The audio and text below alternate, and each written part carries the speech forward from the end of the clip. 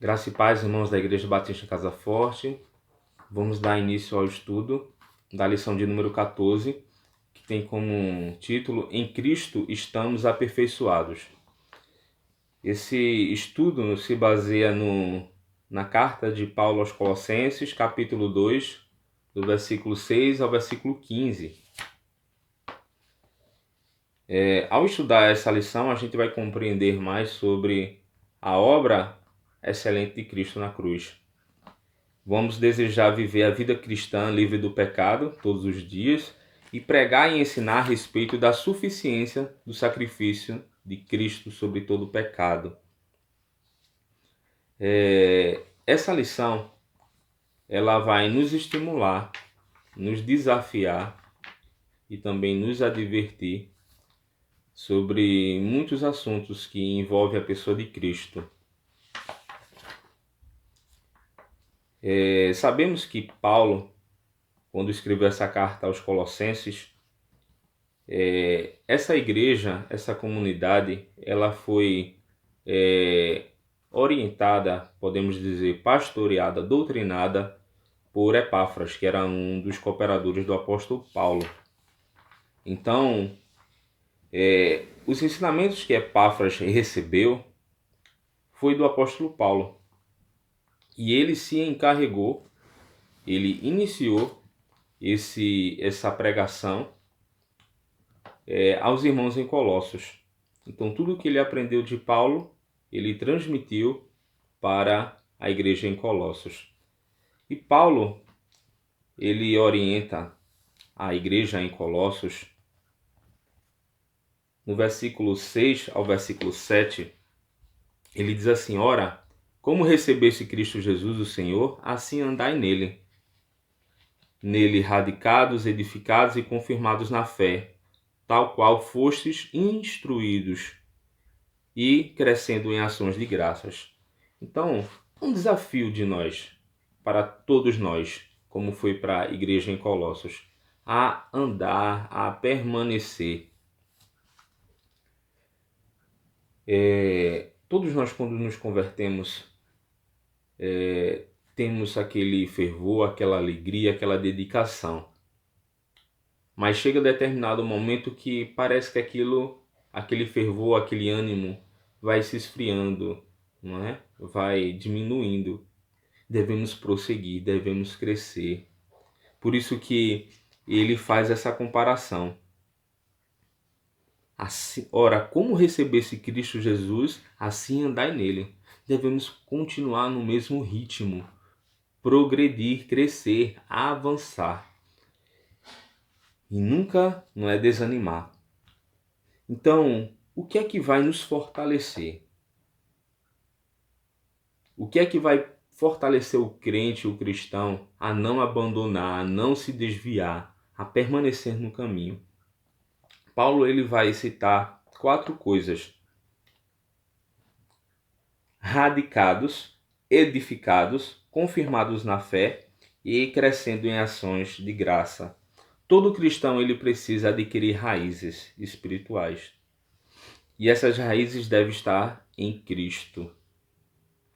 A gente vê que uma planta, uma árvore, ela para permanecer firme em meio a um vendaval, a uma ventania, ela precisa ter raízes para que ela possa se firmar, permanecer. Mesmo que balance, ela vai permanecer no lugar. Assim é a vida do cristão. Quando temos Cristo em nossa vida, quando estamos enraizados em Cristo, as dificuldades que nós enfrentamos, permanecemos ainda firmes porque estamos firmes em Cristo. Então Paulo ele faz essa comparação, não é perfeita, né? Enraizados, né? Radicados em Cristo, edificados, né? A gente sabe que toda construção precisa de uma base. Cristo deve ser a base. O conteúdo doutrinário sobre Deus, sobre Cristo, não é? Deve estar firmado na pessoa de Cristo, em Deus. Então, o ensinamento bíblico deve estar respaldado em Cristo, deve estar baseado em Cristo. A nossa fé, a nossa doutrina deve ser cristocêntrica, estar em Cristo, unicamente em Cristo, e confirmados na fé. A nossa fé ela é provada constantemente. E o conhecimento que temos sobre Deus, a experiência que temos sobre Deus, determinados momentos, situações que nós vamos enfrentar, esse mesmo conhecimento, essa mesma experiência, ela vai fazer de nós vitoriosos ou fracassados em determinados momentos, situações que possamos enfrentar. Então precisamos ter comunhão com o Senhor, uma vida de fato cristã, né? Seguir os ensinamentos do Senhor, e as dificuldades, os problemas que nós vamos enfrentar, a nossa comunhão com Deus vai fazer toda a diferença. E é interessante que o quarto ponto que ele vai abordar é crescendo em ações de graças. A vida de um cristão não é simplesmente um mar de rosas. A Bíblia diz assim que no mundo nós vamos ter aflições e tribulações, mas tende bom ânimo. Ter bom ânimo não é ter um coração grato, apesar das dificuldades. Paulo dizia assim, por tudo dai graça, não é porque essa é a vontade de Deus. Então devemos ser gratos a Deus, independente das situações que venhamos enfrentar. Então esses 4 elementos que Paulo ele citou servirão de combustível, né? de força para que nós possamos permanecer firmes em Cristo.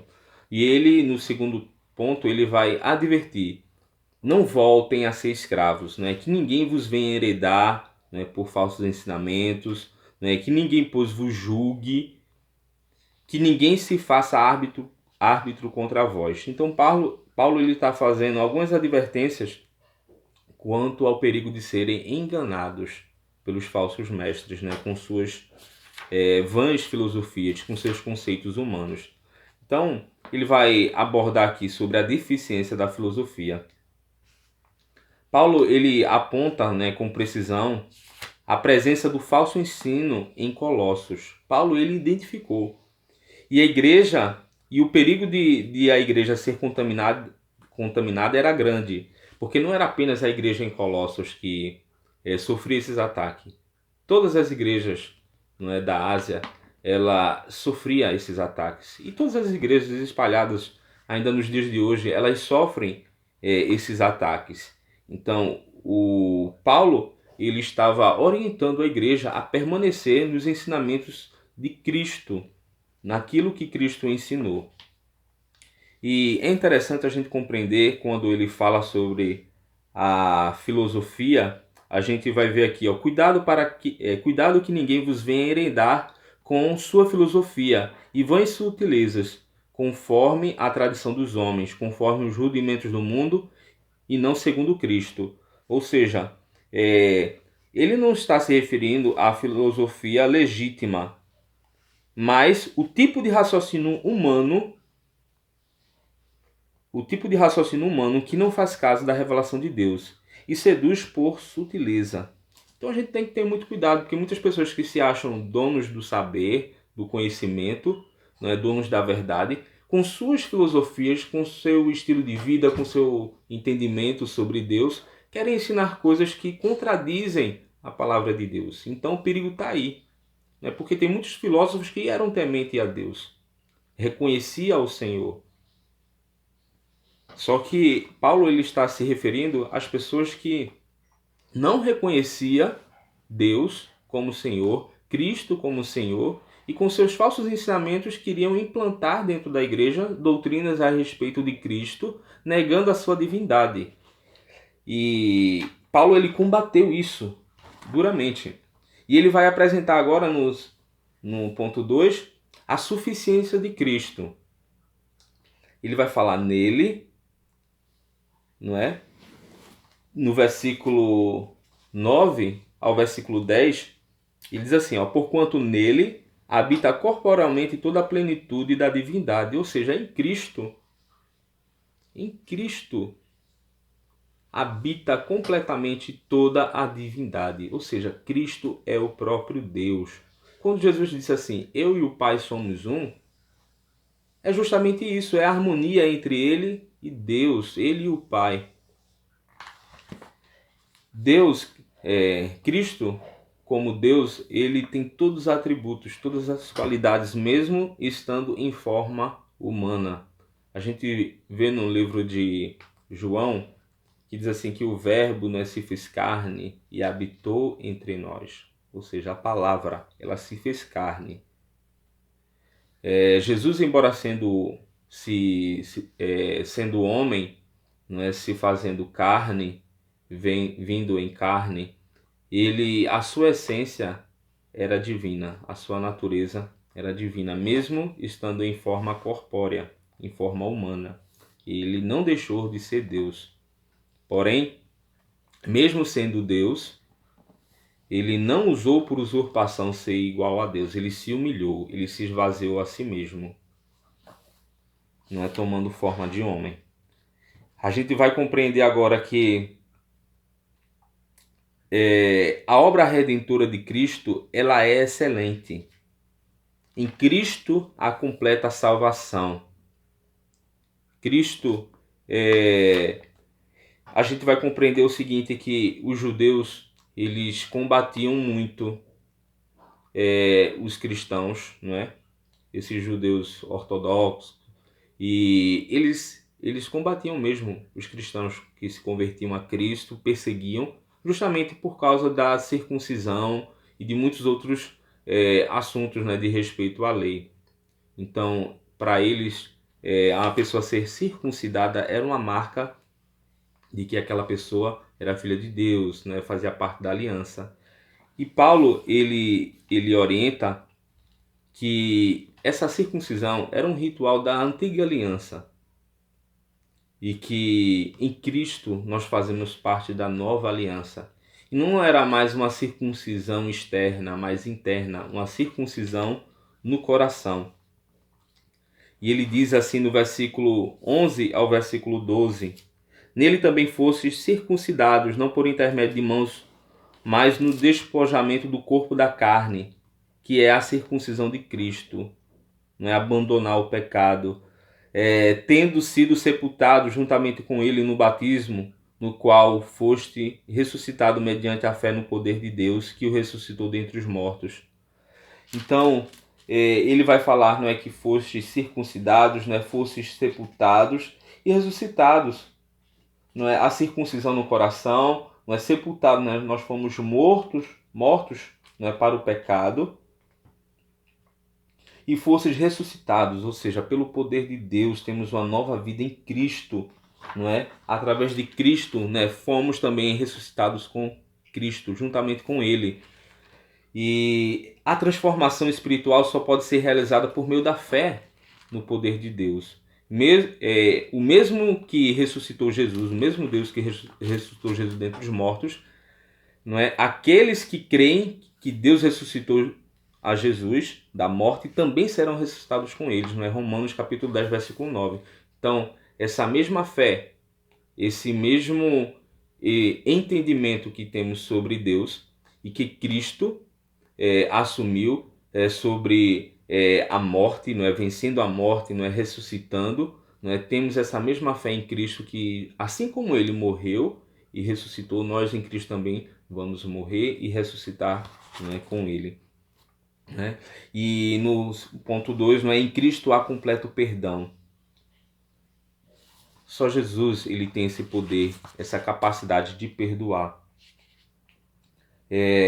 Vamos ver no versículo 13 ao versículo 14. E a vós outros que estávamos mortos pelas vossas transgressões e pela incircuncisão da vossa carne, vos deu vida juntamente com ele, perdoando todos os nossos delitos, tendo cancelado o escrito da dívida que era contra nós e que constava de ordenanças, o qual nos era prejudicial, removeu inteiramente, encravando na cruz, despojando os principados e as potestades, publicamente os expôs ao desprezo, triunfando deles na cruz. A gente vê que Cristo ele tomou a nossa dívida. Ele tomou a nossa cruz, ele carregou a nossa cruz, os nossos pecados. E de uma vez por todas ele cancelou, ele perdoou. Os nossos pecados foram cravados na cruz. Então em Cristo há completa redenção, não é? Há perdão. E em Cristo nós somos libertados, não é? Como a gente viu no versículo 15. Então, os méritos de Cristo devem ser reconhecidos, valorizados, né? Jesus é Deus, Jesus é o Salvador, né? A gente temos Cristo como o Senhor da nossa vida. A nossa fé se baseia em Cristo. Fora de Cristo não há salvação. Somente em Cristo. Não é a igreja que salva, não é Cristo. Cristo é o cabeça da igreja. Jesus é o nosso Salvador. Então são elementos que vão fazer com que nós possamos compreender mais sobre Deus. São assuntos muito importantes, não é, no que diz respeito à pessoa de Cristo. Que nós possamos, meus irmãos, cada vez mais crescer na graça e no conhecimento, assim como Paulo nos ensinou, que nós devemos ser enraizados, ser edificados, não é, na palavra, não é, confirmados na fé e ter um coração grato. Que esse seja o desejo do nosso coração, que nós possamos crescer nisso, meus irmãos. Deus nos abençoe em frente, que Deus nos abençoe, não é, que a gente prossiga a nossa vida em Cristo, não é, seguindo em frente, nunca, não é, desviando, não é, nem para a direita nem para a esquerda, mas seguindo para o nosso alvo, não é, que é Cristo o Senhor. Vamos orar. Senhor nosso Deus, nós te louvamos e te agradecemos pela tua palavra. Nos ajuda, Senhor, a colocar em prática, ó Deus, a tua palavra. Que nós possamos, ó Deus, viver pela fé, ó Deus, e que a nossa fé seja provada e aprovada. Nos ajuda, Senhor, a crescer na graça e no conhecimento do Senhor. Que possamos reconhecer cada vez mais o Senhor como nosso Senhor e Salvador e a pregar que só em Cristo há salvação. Em nome de Jesus. Amém.